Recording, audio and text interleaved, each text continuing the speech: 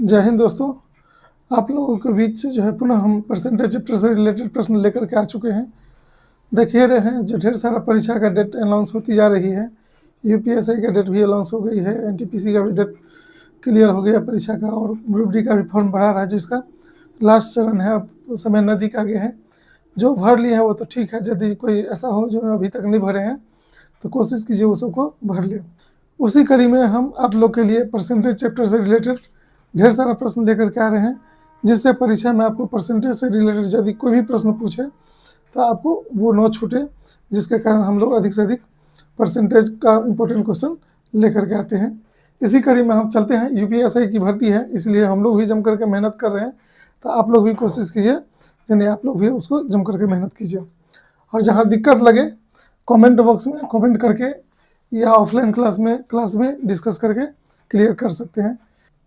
देखा जाए, अगली प्रश्न है, दाल के मूल्य में 30%, देखिए 30% की कमी हो जाने से कोई व्यक्ति 350 रुपया में 7 केजी दाल अधिक खरीदता है। देखिए गौर से, तो कहा दाल का प्रति किलो घटा हुआ मूल्य क्या। देखा जाए, सबसे पहली बात देखें कितना रुपया का दाल खरीदा था, 350 रुपया का, और इसमें उसको छूट कितना मिला, 30%। तो 30% यानी 30/100।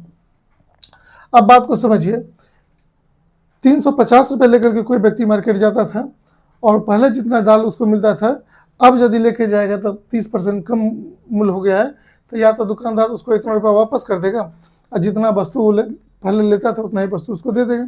नहीं, वो व्यक्ति यदि कहे यानी हमको पैसा नहीं चाहिए, पैसा 350 से रख लीजिए, लेकिन उसके बदला दाल ही दे दीजिए, तो इतना रुपया के बदले उसको 7 केजी दाल अधिक देता है। यानी कितना केजी दाल अधिक देता है, 7 केजी दाल अधिक देता है। इसका मतलब है ये मूल्य जो है, इतना रुपया मूल्य जो है सो क्या केजी दाल का है, ये मूल्य जो है सो 7 केजी दाल का है। कब, यानी अभी वर्तमान में मूल्य घटने के बाद। तो 7 केजी दाल का मूल्य इतना रुपया, तो 1 केजी दाल का मूल्य लाने के लिए हम लोग क्या करेंगे, वही कारण है। यहाँ पर देखिए प्रति किलो घटा हुआ मूल्य क्या है, तो 1 केजी का दाल का मूल्य लाने के लिए टोटल रुपया को जितना वस्तु मिलता है उससे भाग देंगे, तो 1 केजी का मूल्य निकलेगा। ये 2 जीरो से ये 2 जीरो यानी 100 कट गया, और इस 7 से यदि इसको 35 को काटेंगे तो 7 पंचे 35, तो 5 या 15। तो इसका मतलब है वर्तमान में दाल का घटा हुआ मूल्य क्या है, 15 रुपया पर केजी।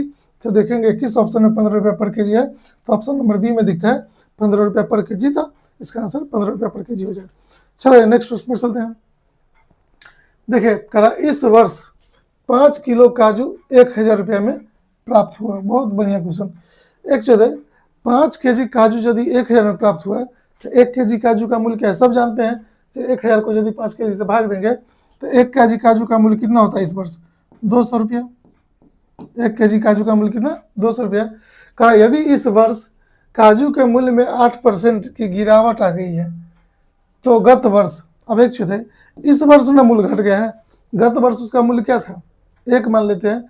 तो कहा गत वर्ष 1000 रुपया में कितने केजी काजू उपलब्ध है। अब एक चीज है, तो पहले 1 केजी काजू का मूल्य गत वर्ष क्या था वो निकलेगा, तब ना 1000 में उससे भाग देंगे तो काजू की मात्रा प्राप्त होगी। तो गत वर्ष 1 केजी काजू का मूल्य क्या मान ले, 1, और यदि इस वर्ष 8% यदि मूल्य घट गया तो वर्तमान में मूल्य है कितना, 92%। 92 यानी 92/100। पिछले साल जो भी मूल्य था उसका 92% जो है इस साल काजू का मूल्य है। तो काजू का मूल्य है वर्तमान में इतना, लेकिन वर्तमान में है कितना, ये कर सकते थे। और देखा जाए, इसको काटे 2300 का 92 और 2500 का क्या करेंगे, 2500 का 100, 1 बराबर 25 दूना 50, 5000 और बटा कितना 23।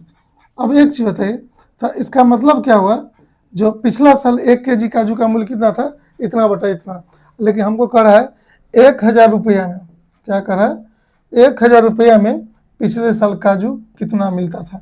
तो टोटल मूल्य को ये 1 केजी के मूल्य से क्या करेंगे, भाग दे देंगे, तो पिछले साल काजू की मात्रा निकल जाएगा। तो यही 5000 से क्या करेंगे, इसको भाग दे दिया, बटा कितना 23। देखिए ये 23 जो यहाँ से पलटेगा तो 23 कहाँ चला जाएगा, ऊपर चला जाएगा, और ये 3 जीरो से ये 3 जीरो कट जाता है, और 23 को 5 से यदि भाग देंगे तो कितना आ जाएगा, 4×5 = 20 और 0.6 पंचे 30। तो इसका मतलब है जो इस साल काजू कितना 5 kg मिलता था, पिछले साल वो काजू कितना 4.6 kg। तो देखेंगे किस ऑप्शन में 4.6 है, तो ऑप्शन नंबर बी में 4.6 है। तो इसलिए इस प्रश्न का आंसर क्या होगा, ऑप्शन नंबर बी हो जाएगा। चलो नेक्स्ट प्रश्न पर चलते हैं। देखा बाबा कितना लंबा चौड़ा क्वेश्चन है, लेकिन देखिए सॉल्यूशन भी उतना बेस्ट होगा, कोई दिक्कत नहीं। देखा क्या दिया है, किसी खाद्य पदार्थ का मूल्य 10% बढ़ गया, क्या हो गया, खाद्य और अनुपभोग का वस्तुओं का मूल्य भी 15% बढ़ गया। सबसे पहले हम लिख लेते हैं खाद्य और अनुपभोग, नहीं इसका मूल्य कितना बढ़ा था, इसका मूल्य 10% बढ़ गया, इसका मूल्य कितना बढ़ा था 15% बढ़ गया। यदि किसी कर्मचारी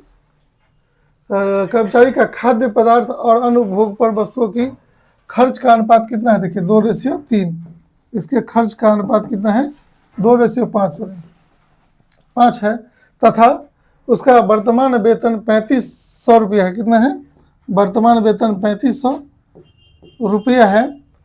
तो वेतन में कितनी वृद्धि होनी चाहिए ताकि पहले स्तर पर ही उपभोग कर सके, यानी पहले स्तर पर कर।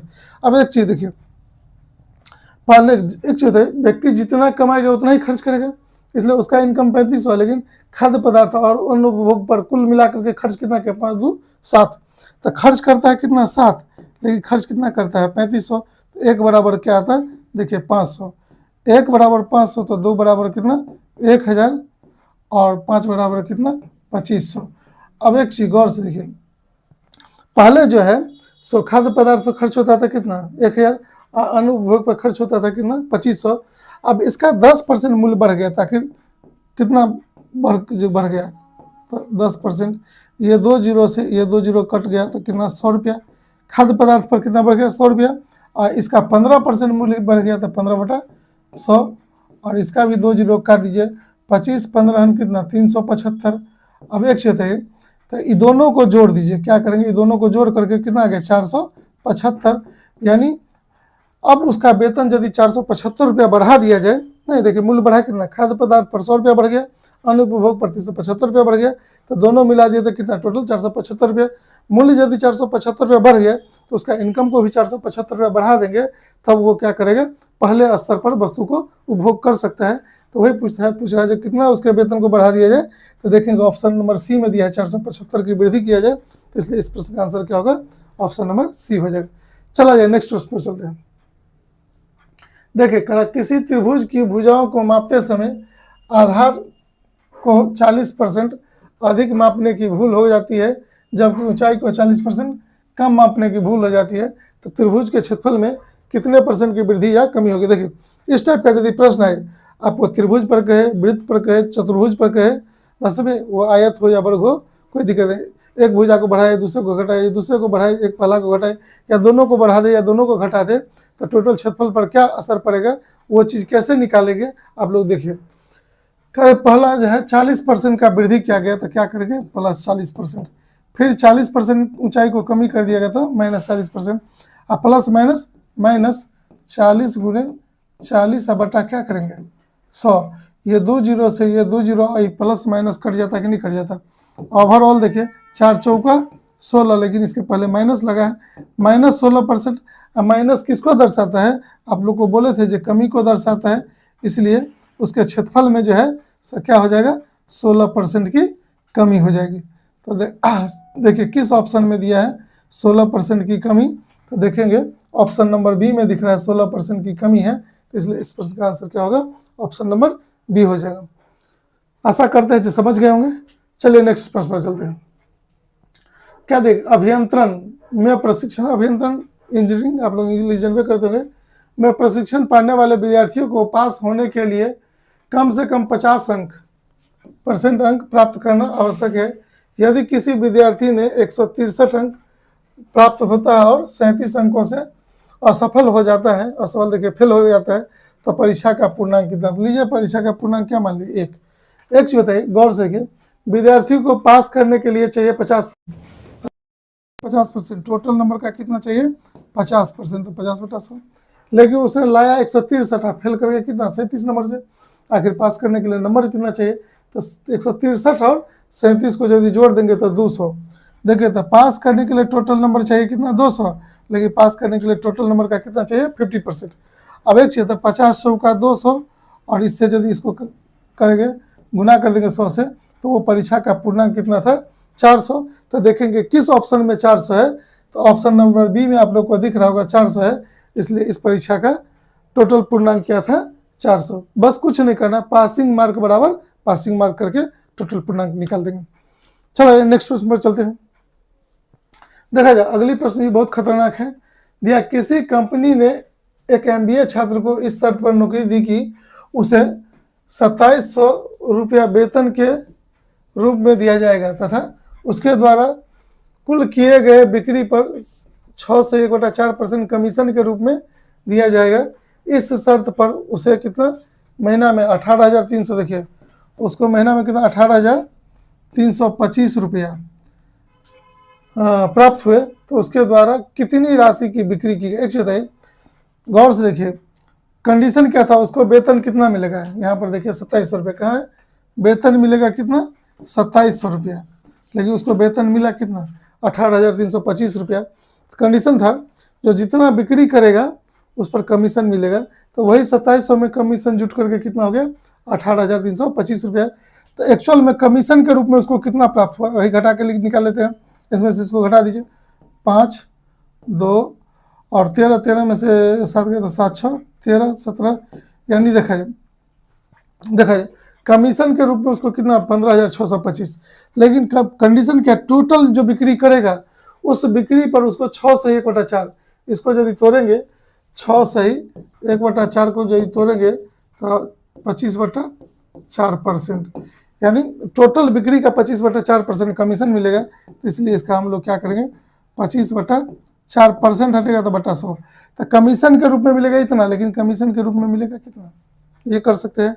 और इसी से काट दीजिए, 25 16 क्या होता है 25 16 400, और 16 से इसको गुना कर दिए, 16 पंचे 80, कितना बचा 8, 16 दूना 32 8 40 बचा 4, 16 6 96 4 100 बचा 10, 16 पंचे 80 या 10 90 बचा 9, और 16 का 16 और 9 25। तो यहाँ पर देखिए यदि वो क्या करेगा कितना 2.5 लाख, 1 2 सैकड़ा 1000 10,000 लाख, 2.5 लाख का यदि महीना में बिक्री करके देता है तो उसका सैलरी कितना मिलता है 18,325 रुपया। तो यही जो है प्राइवेट फर्म में यही होता है। देखिए किसी भी कंपनी को यदि घाटा लगेगा तो आपको रखेगा नहीं रखेगा, इसीलिए वो आप ही से कमा करके उसका कुछ अंश आपको सैलरी के रूप में दिया जाता है। इसलिए उसके द्वारा कितना बिक्री की गई 2.5 लाख, तो देखिए किस ऑप्शन में 2.5 लाख है, तो ऑप्शन नंबर बी में 2.5 लाख है, इसलिए इस प्रश्न का आंसर क्या होगा ऑप्शन नंबर बी होगा।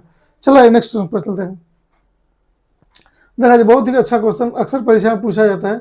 कह रहा एक चुनाव में 2 उम्मीदवार थे, पहला और मान लेते हैं ये दूसरा, 2 उम्मीदवार थे, 68 मत क्या हो गया अवैध हो गया। ये देखा जाए 68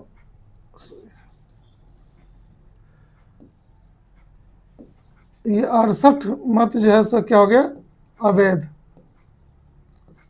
68 मत जो है अवैध हो गया। तो जीतने वाले उम्मीदवार ने 52% मत, देखिए जीतने वाले उम्मीदवार को कितना 52% मत प्राप्त हुए, और वह 98 मतों से क्या हो गया 98 मतों से विजयी हुआ। तो कुल कितने मत पड़े। एक चौथाई, आप लोग कंपटीशन की तैयारी करते थे इतना तो समझदार आप लोग हैं ही, जो वोट की जब गिनती होती है तो अवैध मत को पहले छांट दिया जाता है, और जो वैलिड वोट होता है यानी वैध मत होता है जीत और हार उसी पर निकाला जाता है। तो वैलिड मत यानी वैध मत भी जो होता है अपने आप में कितना 100%, 100% का यदि 52% ये ले लिया तो आखिर ये कितना 100 में से 52 यदि घटा देंगे तो ये लेता कितना 48%, कितना लेगा 48%। अब एक चौथाई उस चुनाव में वैध मत कितना मान ले एक, अब वैध मत का ये 52% लिया और ये कितना लिया 48%, तो ये जो है इससे क्या परसेंट से जीता है 4% से, जीत और हार हुआ है 4%, यानी 1 का 4/100 जीता है इतना से, लेकिन जीता है कितने से काट सकते थे।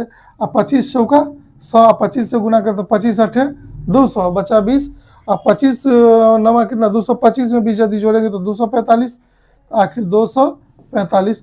तो टोटल वैध मत यदि कहता था कितना होता, 245 जो मेरा आंसर है। लेकिन हमको कह रहा है कुल कितने मत पड़े। तो कुल कितने मत पड़े का मतलब क्या होता है, वैध और अवैध दोनों डाला जाता है, इसीलिए उसमें जो अवैध मत कितना था 68, उसको यदि जोड़ देंगे तो टोटल जो मत पड़ा है वो निकल जाएगा। देखिए कितना 8 और 6 5 11 24 1 25। तो टोटल डाले गए मतों की संख्या क्या होगी 25 18। तो देखेंगे किस ऑप्शन में 25 18 है, ऑप्शन बी में है 25 18, इसलिए इसको। चलिए आज की पढ़ाई तो समाप्त हुई, और आज की पढ़ाई आशा करते हैं आप लोग मज़े से सीखे होंगे, और जम करके प्रैक्टिस कीजिए और जल्दी से जल्दी सफलता प्राप्त कीजिए। बहुत बहुत धन्यवाद दोस्तों।